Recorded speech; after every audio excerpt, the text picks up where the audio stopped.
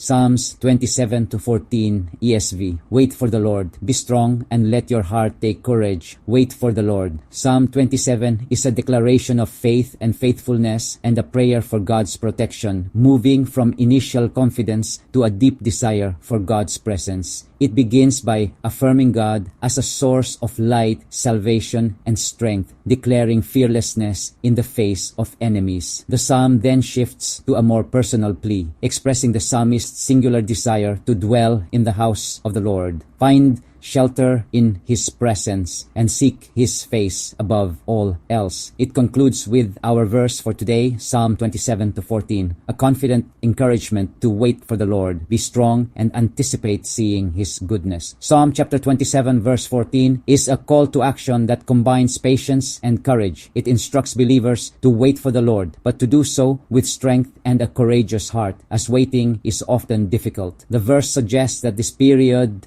of waiting is not a passive inactivity, but a period for building spiritual resilience, strengthening one's trust, and allowing God to work in His perfect timing. The meaning of waiting, trust, and patience. The verse is a reminder that waiting on God is a virtue that requires patience and is rooted in trust. It is an act of surrendering our limited view to God's larger plan, a period of refinement. Waiting is not a time of abandonment, but a season for God to work in a person's life. These delays can test faith, refine character, and prepare individuals for what is to come. Countering impatience. In a world that values instant gratification, the verse offers a counter-cultural perspective by encouraging a slow, reflective waiting filled with hope, not anxiety. The importance of strength and courage. Strength in the face of trial. The instruction to be strong is a call to have strength in the face of pain or grief, holding fast to God's promises and will during difficult times. Cultivating a courageous heart. The command to let the heart take courage is an encouragement to face challenges with bravery.